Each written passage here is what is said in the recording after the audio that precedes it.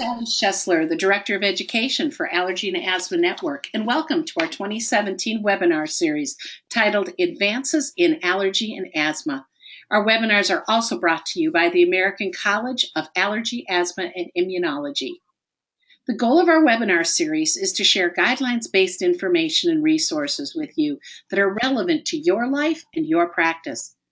This series helps Allergy and Asthma Network live out our mission to end the needless death and suffering due to asthma, allergies, and related conditions through outreach, education, advocacy, and research. Our next slide will tell you that Mylan is a sponsor of this webinar, but that it's an unrestricted educational grant. The company did not pick speakers and did not have any input into the educational content of the lecture. So today's webinar is titled Stinging Insect Allergy. Worried? We are joined today by Dr. James Tracy. Dr. Tracy is a managing partner for Allergy, Asthma, and Immunology Associates in Omaha, Nebraska. He is a frequent speaker as well as author and reviewer of numerous scientific publications. He is a graduate of the University of Maryland, where he completed his undergraduate studies with his medical education at the University of New England College of Osteopathic Medicine. Postdoctoral efforts include a pediatric residency at David Grant USAF Medical Center, an allergy and immunology fellowship at Wilford Hall USAF Medical Center in San Antonio, Texas. He is an associate professor of pediatrics at the University of Nebraska School of Medicine and assistant professor of medicine at Creighton University School of Medicine. He is married to his wife of 38 years, Susan, and has raised 3 grown sons. This year, he will become a grandfather of 3. So let's turn our attention to those stinging insects. Dr. Tracy, thanks for being here today. Well, thank you very much, Sally. And for all of these, for everybody that's out there, I want a special thanks for tuning in this afternoon as we go through a topic that's been a big part of my professional life, really since I did my fellowship in San Antonio a number of years ago. As I went through my slides earlier, I realized that I kind of left out objectives. So I thought I would just kind of give a little bit of an overview of sort of what I'd like to discuss, and then perhaps give plenty of time for questions. Insect allergy is a topic that there's enough mystery with it that it often raises both worries, plenty of anxieties, and there's many misunderstandings. And one of the purposes of this webinar and this real conversation is really to address some of those current concerns. So of course, as Sally has already mentioned, please write down your questions and have those forwarded for us to answer at the end. There should be plenty of time to do that. Other things that I'd like to get to, and I'll get to my disclaimers in a moment, but I really want to talk a little bit about therapy. Obviously, we'll talk about diagnosis, talk a bit about the various insects that affect us in North America, and then ultimately get a little bit into treatment and the types of reactions and how we as allergists and immunologists look at these various issues and situations, and which individuals who are stung are at risk, and what are our various therapeutic options and treatment choices as we take care of folks. So just by way of disclosures, I am, for those of you that know it, Up to Date is an online medical reference, and I am a contributor with no coincidence on insect allergy to it, and I do receive an honorary for that. I'm also a member of the Food and Drug Administration's Pulmonary Allergy and Drug Advisory Committee. I've been on that for several years, and I'm on the advisory board for Shire Pharmaceuticals. Really nothing it would be a conflict with the talk that we're about to go over here. So just to get started, I think it's useful to sort of have a general sense of what kind of bugs do we really worry about from a severe stinging insect allergy here. And so we're really talking about the Hymenoptera. These are the mostly winged insects, the bees, wasps, and hornets. And as you'll see on the left-hand side of the slide, we kind of break this down into some various groups. And I'm going to try this pointer. Hopefully I don't mess things up here. But again, we have bees here, I'll talk a little bit about that, where that's relevant here. Vespids, and of course, depending on where you are in the country, ants are a bigger or smaller concern. On the top with bees, we basically can break bees down into two big groups. On the left is sort of the genera, and on the right side is sort of the common names. So Apis, those are our common honeybees, and I'm kind of lumping honeybees together because there's really two varieties that are concerned to us in North America. One, of course, is the regular European honeybee, which we have in our gardens and our lawns, which is necessary for various occupational issues, but mostly for pollinating of fruit trees and such, but also clearly the main source of our honey.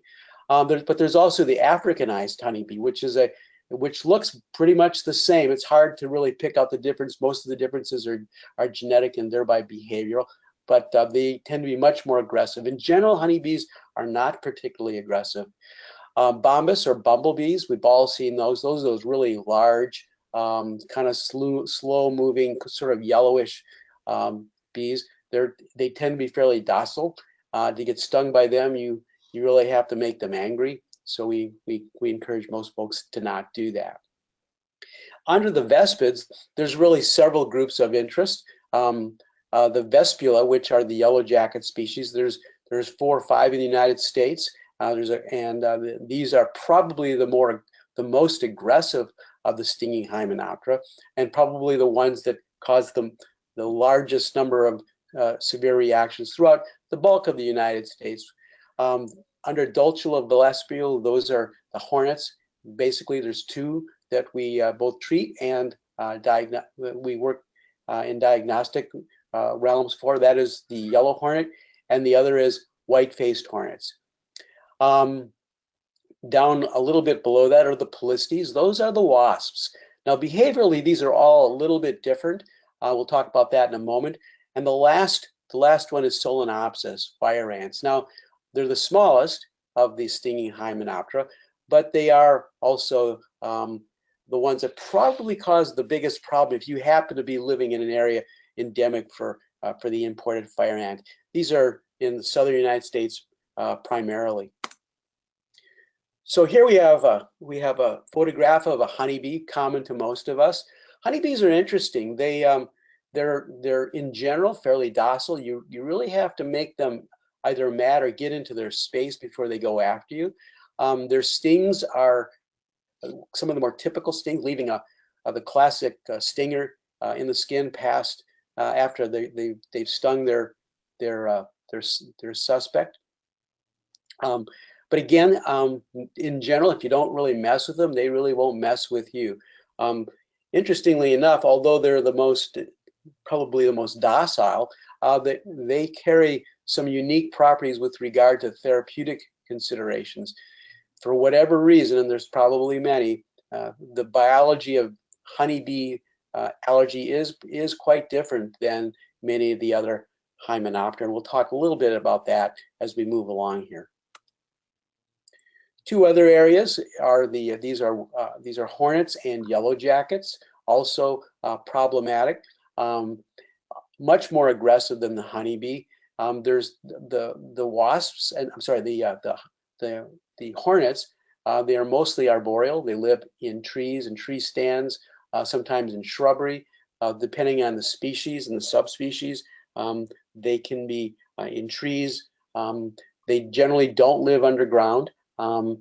So they're airborne. And again, unless you're really in their space, they really will let you alone. Yellow jackets, on the other hand, are scavengers, and then they like living around garbage dumps, and they kind of often around trash cans, and so they're scavengers, very aggressive. You don't even have to get close to their habitat, and they'll be on you fairly aggressively, and they're, as a result, the source of a fairly large number of stings across the country. This is the white-faced hornet, common throughout all of North America, and can occasionally be seen living in nests and trees, but also in shrubbery, as I've mentioned before. Pretty common, really, in all 50 states. And again, one of the main culprits. Again, as I mentioned, they're arboreal. If you look at this, you can see a couple of things here. Obviously, you can see the operculum, which is the area where the hornets come in and out, and that's where they live in their hive. And again, this is obviously in a tree, and you can tell by the vegetation, it's a mixture of deciduous trees and pine trees. So this could really be in any part of North America. So this is what these are typically sort of a paperish sort of appearance. Honey, moving from the flying Hymenoptera, we have the crawling Hymenoptera. These are the imported fire ants. For those of you that live in the south, mostly the southeastern United States, which would include Florida and the Carolinas, really up to South Carolina, certainly Alabama, Mississippi, Louisiana, and Texas. Those are the areas with its largest infestation. This is a very, very common source of pain and suffering. And because they're ground boring, they often have a greater incidence of stinging from children. The sting itself is quite characteristic. So those of you who are fortunate or unfortunate enough to live in areas, most of you have already experienced the fire ant sting in one form or another. The sting incidence for this little guy is pretty high if you happen to be living in it. It's also important that there is some cross-reactivity. We won't have a lot of time to talk about that. So just because you've never been to Florida or to Texas, should you but you have developed an allergy someplace else, there is some cross-reactivity between fire ants and some of the other stinging insects. So this is a little girl. She's about 7 years old, and this picture really demonstrates a couple of things that we talk about when we talk about a severe allergic reaction. This is a form of anaphylaxis. On the right-hand side, you have generalized urticaria or hives, very itchy, very uncomfortable. This youngster was stung on her foot. She was actually playing with a honeybee, or sort of playing with a honeybee. On the left-hand side, you can see facial edema. We call this angioedema. So she's got generalized hives, and she's got pretty puffy eyes, and so she's pretty uncomfortable. So we would refer to these as cutaneous manifestations of anaphylaxis. The real problem with anaphylaxis in general, but also with honeybee, wasps, and the various stinging Hymenoptera, is the #1 cause of death. And if you can look really carefully, what you're looking down is the epiglottis and the larynx. So the #1 cause of fatality in anaphylaxis in general, and definitely in Hymenoptera stings, is airway impairment. You get swelling of the vocal cords and the area around the vocal cords. You're choked off. The symptoms with this depend a little bit on one's age. With children, it's cough and stridor, that barky cough. With adults, it might be hoarseness. And again, cough is common all the way around. The real problem often leads to this, which is you have to actually maintain the airway. In this case, this young lady was intubated. This is a different patient. This is an adult. The other was obviously a child. But that's the problem. Airway impairment, and you have to stabilize the airway until other therapeutic interventions can be initiated.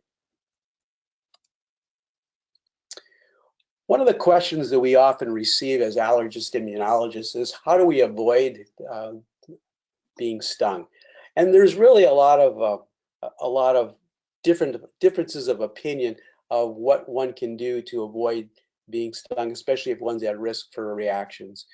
So I've broadly broken these down to known effective measures, and the other is relatively ineffective measures. Under effective measures, I mean, obviously, since many of these critters are scavengers, particularly the yellow jackets, avoid eating outdoors. They will definitely hang around picnic tables and areas where there's food. They love sugary beverages, so eating outdoors is a risk factor. Avoiding flowering plants and floral clothing. There's not a lot of data with this, but there's some pretty good anecdotal stories that suggest this may be an issue. Drinking from straws and cans of and bottles outdoors, it's fairly common to have a yellow jacket that's been hanging around a soda can or bottle, kind of find its way inside the neck of that can or bottle, and then during a sip, boom, you get stung in the lip and get a really nasty swelling associated with that. So that's fairly common. Being around fallen fruit, pet feces also been shown to be avoided. So that has also been shown to be effective.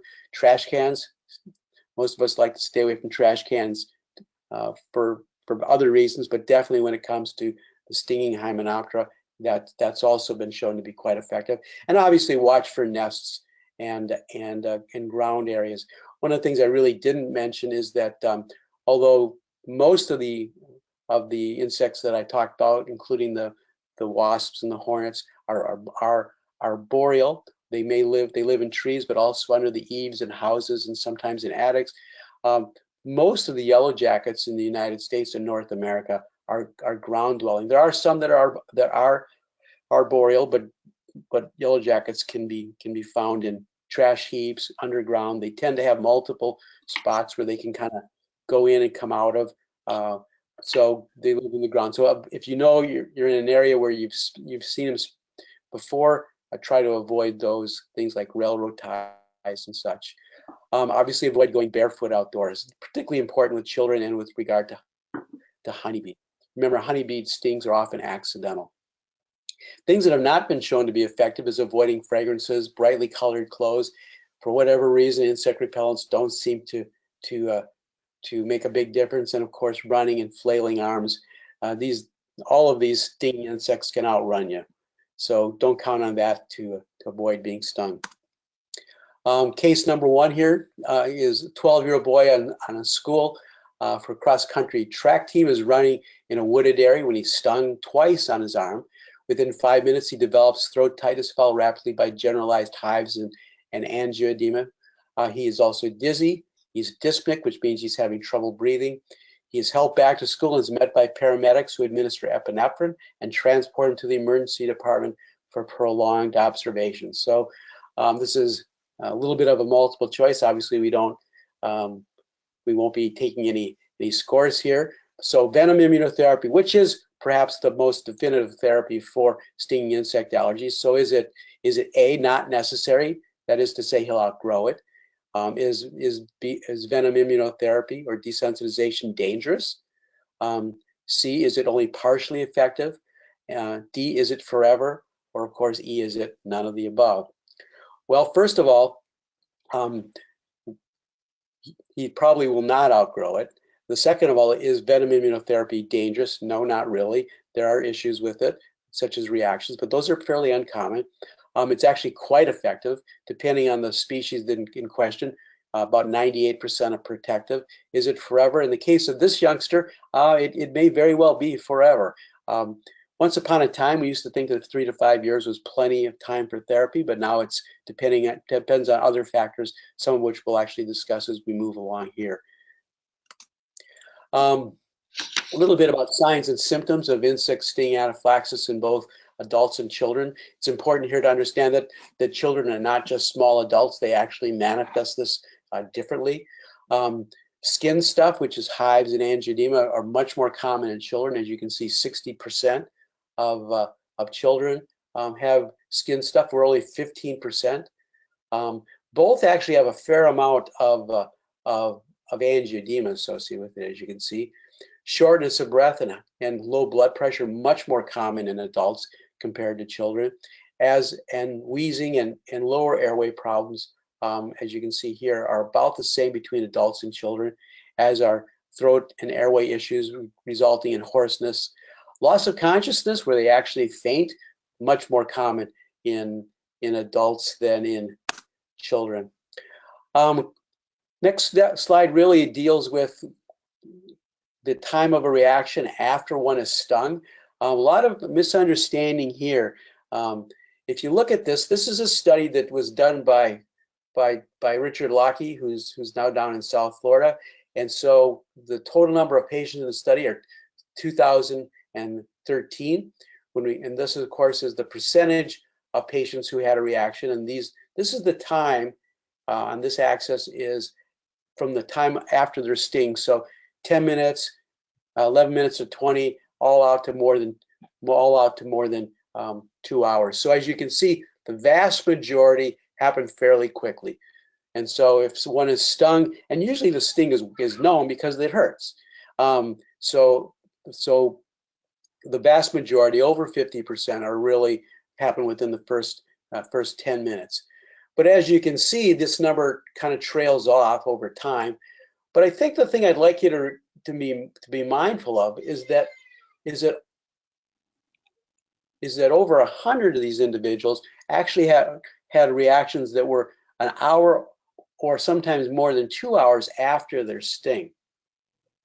And so, so just because you don't really recognize the sting initially, the reaction may occur quite distant in terms of time. So be aware of it.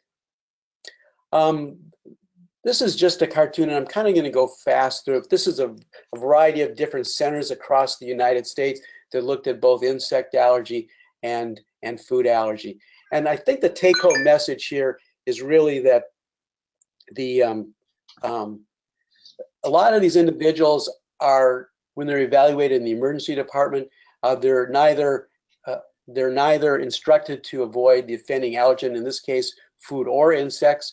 The prescription of self-injectable epinephrine, such as an EpiPen, is often not done, and referral to an allergist for any of these cases is often not done, which is a little bit disappointing, since the allergist is probably the best suited for both making the diagnosis and implementing definitive therapy. But even EpiPens, a lot of these individuals are not prescribed self-injectable epinephrine. Risk factors for severe reactions. There's both markers that are clinical, which is to say their story, and of course there is laboratory markers. So clinical markers would include the insect species. We talked a little bit about it. Honeybee is definitely different and worse than the other Hymenoptera. A very severe previous reaction is a risk factor. Interestingly enough, for those of you that are over 45 and happen to be male, your risk is higher than individuals less than 45 and females. Certain medications can also be a risk factor, specifically ACE inhibitors. Those are blood pressure medications. Laboratory markers. There's something called a serum tryptase, which is a marker for mast cell disease. We often look at that as part of our evaluation. If that is elevated, that is definitely a risk factor. There's two other things that are mentioned here. One is a basophil activation test and a platelet activating factor, or PAF. Those are tests that are not commercially available in the United States. Which brings us kind of to case 2. So a 46-year-old woman requests Venom skin test to be performed because her cousin had a near fatal reaction to a sting, and she has avoided outdoor activities due to her concerns. She thinks she was stung as a child, but never had an abnormal reaction to a sting. So what should she do? A, sting testing is not advised in persons with no history of a reaction. B, she should carry an epinephrine auto-injector and take avoidance precautions in the future. C, she should have blood drawn to measure venom-specific IgE. Well, the answer to this one is very definitively A. Basically, we would not test anybody unless they had a history of a systemic reaction, and the fact that her cousin had a reaction is not a predictor of whether she's at risk. So diagnostic tests for venom, we're looking for specific IgE to whatever the stinging insect. We know that there's false positives here. So venom IgE, both skin testing and serum testing, is positive in up to 25%, 15 to 25% of individuals who've never had a sting history in adults. So just because there's been a positive history doesn't necessarily make the requirement of further testing warranted. In fact, it can actually confuse the picture.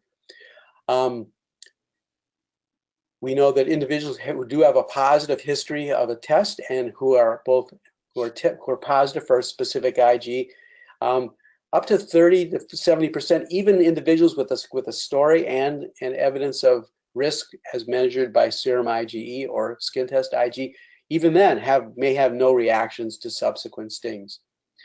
We also know that the presence of venom-specific IG is not necessarily predictive of the severity of a future reaction. So just because you have a positive reaction, even though the testing is fairly mild or fairly high, it doesn't predict the severity in either terms of being worse or less severe downstream. So you can't really rely on the absolute numbers or the level of reactivity if one is doing skin testing to predict the severity of a future reaction. So next question is when to perform venom testing. So although negative predictive value is very good, which is to say, we know that if we do the testing and everything is negative, there's a pretty high probability that you're not allergic. The positive predictability is not quite so good. As I mentioned in the previous slide, up to 25% of individuals, even though they're really not at risk, may actually have positive tests. There are issues as it relates to quality of life. If there's a positive test in a relatively low-risk patient, will it alter the quality of life for this individual? That is to say, engender anxiety or maybe change their lifestyle. There's pretty good data out there that a positive test, even in an individual who really is at no risk, who happens to, for whatever reason, have a positive venom specific, it definitely can alter their quality of life. So in general, we don't test those individuals. Testing is always based on history. And I should point out that even when it's been many years since the sting reaction occurred, and so individuals who have been stung maybe 25 or 30 years earlier that had a severe reaction can still carry a risk for a reaction downstream. Even if they've been stung in the past by another hymenopter. Remember, there's differences between yellow jackets, white-faced hornets, yellow-faced hornets, and the like. So they're all different in terms of their biological reactivity. We're going to skip this slide. And this basically summarizes what I've already said, that you really can't use the absolute relative numbers of their skin test or their blood test to predict sting reaction risks. One thing that's kind of come into vogue over the last 10 years is really the role of a condition called mastocytosis. Mastocytosis is a condition that places one at higher risk for a severe allergic reaction. Mast cells are little cells that live in our skin and our airways, mucous membranes, and they really are little packets of granules that contain histamine. And so elevated, and tryptase is part of that. So individuals who have mastocytosis and insect sting anaphylaxis, they're at a particularly high risk. We know that an elevated baseline tryptase is found in up to 10% of individuals who've had insect sting anaphylaxis, and up to 25% of individuals who have been stung have had a reaction, and that reaction included a hypotensive episode with a significant drop in blood pressure. We also know that an elevated serum tryptase is associated with more severe reactions to insect stings downstream. We also know that they have more systemic reactions when they're treated with venom immunotherapy, and we also know that there's more treatment failures when they're treated with venom immunotherapy. And again, this is an individual who, even after you've stopped their venom immunotherapy, they may have a heightened risk. Again, this is a little bit changing. 5 years ago, we didn't look at this quite as aggressively as we do now. We recently published the insect allergy practice parameters within the last year, and this is relatively new. So this is definitely an evolving piece of research. That is to say, the relationship between mastocytosis, elevated serum tryptase, and individuals who have been stung and have had reactions to insect stings. So to that point, so we generally look, right now, even this is a bit evolving, but we recommend serum tryptase to individuals who've had a severe reaction. and certainly anybody who has been hypotensive and has had a drop in blood pressure. In adults, a systemic reaction without urticaria also seems to be a risk factor. And again, anybody who's had a systemic reaction to a sting and their venom testing was negative. The current guidelines suggest that you should consider ordering a tryptase with really any systemic reaction, certainly prior to discontinuing venom allergy shots, and any patient who's a candidate for venom immunotherapy. The way that I practice right now is pretty much if you've been stung by a bee, wasp, hornet, or fire ant, and you've had a significant reaction, I check for a serum tryptase. It alters both the diagnostic component of evaluation, but also the therapeutic component. Oh, insect allergy case number 3, a reaction at age 11 that caused hives and swollen lips, but really no other significant reactions. She is now very concerned because she read about a man who died from an allergic reaction to a sting. So what should she be told? Well, should she begin venom immunotherapy? A. B. Children with cutaneous systemic reaction have a very low risk of anaphylaxis and generally do not require venom immunotherapy. C. Children generally outgrow insect sting allergy. And then finally, D. She should carry an epinephrine auto-injector and take precautions. I included this particular case because I think it illustrates a lot of points. And I guess this is one of those questions that we get fairly frequently. So I'm going to kind of go through each of these 4 options and discuss them. The following slides kind of touch on them also, but I think this slide helps to illustrate several important points. First of all, should she begin venom immunotherapy? And the answer is no, not really. In children, we generally wouldn't do this for a systemic reaction that's limited just to the skin, which takes us really to point B. In general, children who have had cutaneous systemic reactions have a very, very low risk of anaphylaxis and generally do not require venom immunotherapy. As far as number C, children generally don't outgrow sting allergies. That's one that's a little tougher to say. It's hard to say whether they grow out, but whether they do or do not outgrow it, even if they are stung, they have a very low risk of a reaction. And even those who are stung and have a reaction, almost always the reaction is less than the one that they had during the initial event. As far as avoiding epinephrine auto-injectors and take precautions, I think common sense says, sure, go ahead and take precautions. The only time that I would actually prescribe an epinephrine auto-injector in a case like this, if there is significant quality of life issues, where the individual is, for whatever reason, is so anxious about their situation that they just can't live without the security blanket of an epinephrine auto-injector. In general, they're neither needed or necessary.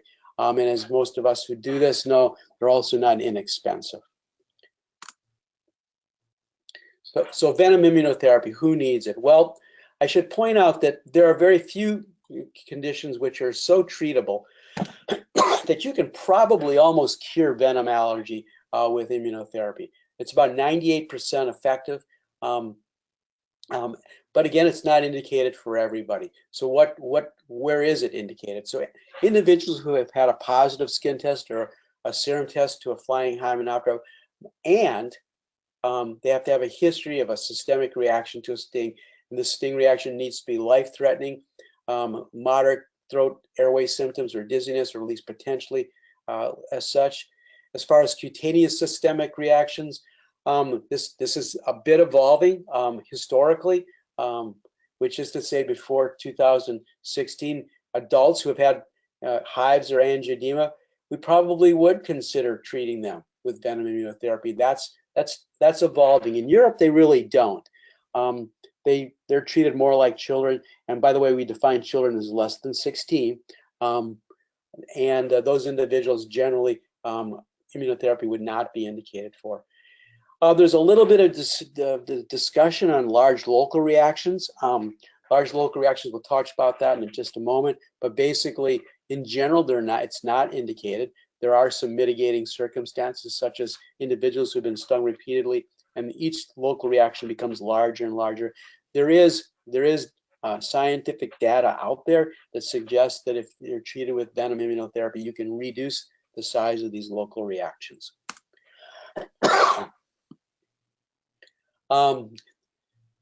So a little bit about the natural history. So risk is based on the severity of the previous reactions, life-threatening reactions.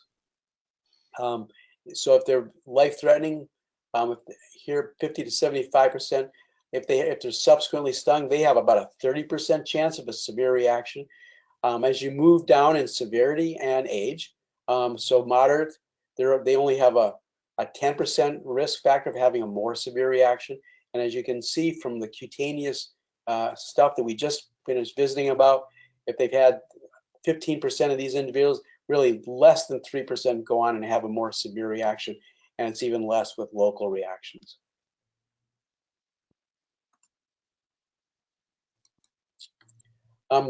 This is a slide that I kind of throw in here because still a lot of individuals think that that the treatment of choice for bee sting allergy is really their epinephrine auto-injector. And as I mentioned in previous slides, they are they're often not prescribed by the emergency departments where the patients are initially seen. And quite frankly, even those where they are prescribed it, they're often not given adequate instructions on its proper usage. So obviously, if you're going to be given this thing, you need to know how to use it. So a little bit about auto-injectors and epinephrine. So individuals who are at low risk, we've mentioned large local reactors, cutaneous systemic reactions. Individuals who are on maintenance venom immunotherapy, very low risk. The discontinued venom after 5 years, and of course, the severity of their reactions. Those individuals are at pretty low risk. In general, we probably don't need an epinephrine auto-injector. However, individuals who are at high risk, they've had a systemic reaction during venom immunotherapy. The history of the reaction is severe airway or low blood pressure. As I mentioned earlier, elevated serum tryptase, and obviously there are some occupational considerations where one might have very frequent exposures. Those individuals probably would benefit from an epinephrine auto-injector. So just a couple quick things sticking with this theme of epinephrine. So the original work that showed that venom therapy worked happened in 1978. So this is not exactly new news. And this came out of Johns Hopkins and was published in the New England Journal of Medicine. But it's really a segue to one of the things that I like to point out to both providers but also to patients, people who believe that epinephrine is the treatment of choice for bee sting allergies. So I'm going to show you a little bit of a study that was done in conjunction with the original trials. This is by Philip Smith, also at Johns Hopkins. And it's kind of a complicated slide, but I think it really helps to illustrate several points. Now, these are individuals who are actually going to be stung in an intensive care unit. So these are people who have a known history of a severe reaction. These individuals actually were on what was called whole body extract, but it illustrates a couple of points here that I think is really important. So if you look at here, we're looking at several different parameters. This is blood pressure, and this is heart rate. And this down here is time. So you've got an individual here who has a blood pressure which is in the normal range, about 150 over 50. Their heart rate's living about 65. And then they're stung here. You can see here. Now we're getting minutes out. You can see obviously their heart rate and their blood pressure spike here, which goes along with the pain, of course. But along the way, you see these little black dots here? Those are actual shots or injections of intramuscular epinephrine. As you can see from this, the epinephrine did not reverse the reactions to the severe anaphylaxis. I include this slide to illustrate that although it's certainly important to have epinephrine auto-injectors, and to be sure this is an individual who had a history of a severe reaction, You can't rely on epinephrine as your sole source of therapy for venom allergy. This is an individual who ultimately was treated by desensitizing with venom immunotherapy and did quite well on subsequent stings. But it's important to understand that the treatment for insect allergy is not epinephrine. Epinephrine can buy you time. It's an important adjunct, but the therapy for insect sting anaphylaxis is venom immunotherapy. One more patient again. This is somebody who was same study, time, stings. This is somebody who within 10 minutes had to have an airway placed. We had that picture of that young lady who had a tube down her windpipe so she could breathe. This patient, 10 minutes into it, boom, he had to be intubated. So, case 4, 32-year-old man with a history of severe prolonged swelling from a previous sting reaction is stung in the leg. After 50 minutes, develops generalized hives, swelling in his lips and hands without throat tightness or trouble breathing. Symptoms resolve within an hour. The next day, the ED treats him for his severe leg swelling and discharges him on antibiotics. So forget about a lot of the other stuff, but let's just talk a little bit here about severe swelling, local reactions after being stung. So how would you treat this individual? Well, would you use antibiotics? Well, the answer is no, we wouldn't. Would we use oral steroids, in this case prednisone? The answer is maybe. Antihistamines, for sure. It'll help with the itch. These all tend to be fairly itchy. Venom immunotherapy, a little bit. This is an individual who falls a little bit in between, because you could make the argument that he had generalized hives, lip swelling of his swelling of his lips and hands. But again, no systemic reactions.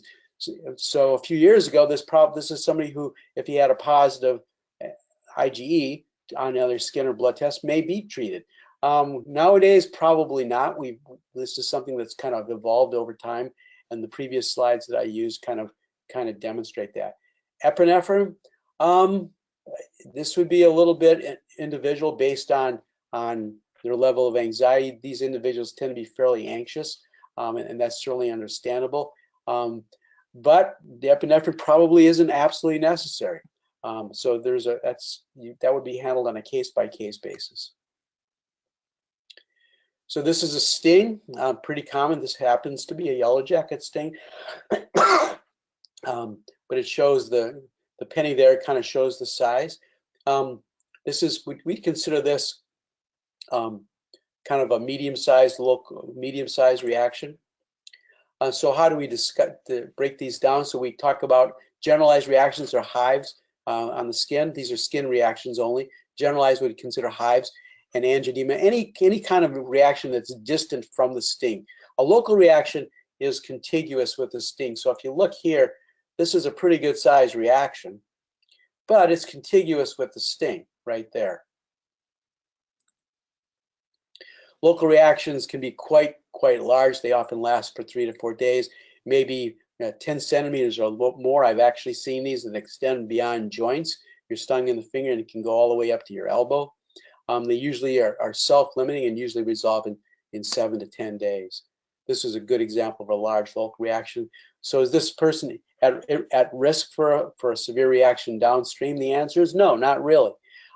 Is it uncomfortable? It sure can be. Would you treat them with steroids, antihistamine, ice, and sort of local measures? Absolutely. But he's probably at no more risk than the general population to a systemic reaction in the future. So again, a treatment, cold compresses, antihistamines, analgesics, and possibly steroids. Pretty low risk for future stings. As far as the epinephrine, clearly optional. Immunotherapy may reduce the reactions downstream, but probably is not absolutely warranted. This is just a cartoon that just kind of illustrates the fact that we know that if you've had just large local reactions, and for whatever reason, because they're progressive or their location, we do know that venom immunotherapy does seem to decrease the size of those reactions.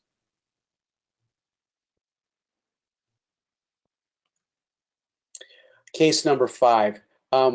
Individual begins venom immunotherapy and has no abnormal reactions during the buildup part of his therapy, but after the second monthly maintenance dose, he has a severe reaction and is treated with epinephrine in the office. The treatment plan should now include, and let's kind of go through this. Check Yellow Jacket IgE. Some people would do that. Hold the dose at 50 micrograms, which is 1/2 the usual dose, and keep it about every 4 weeks. Some people would do that. The third choice here is to pre-treat with antihistamines and prednisone and try to move things down. Some people would do that, and that's certainly reasonable. But in general, most folks probably would reduce the dose to 50 micrograms, so cut back the dose, and then gradually build it up to the protective dose of 100 micrograms. So that would be the usual dose. And that 100 micrograms is really the dose we use. It's about equivalent to the venom dose if one is stung at 2 separate times by, say, a yellow jacket or such. That's where those numbers come from. Dr. Tracy, we have about 2 more minutes before it's time for questions. Got it. Thank you.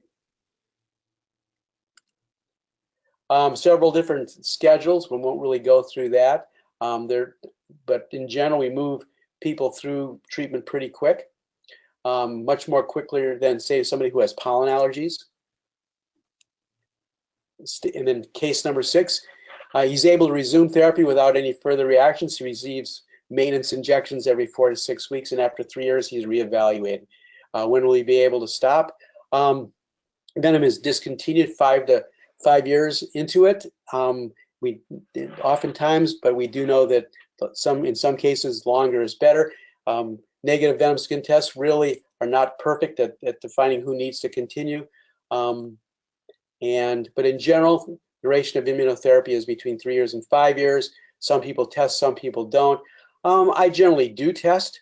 I definitely check the serum tryptase, and I would say look at their history.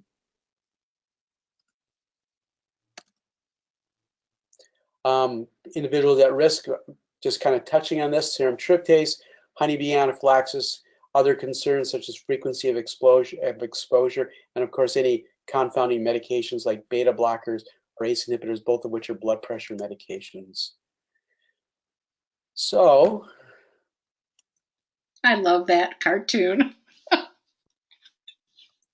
So these are the critters to keep your eyes out for. That's the wasp.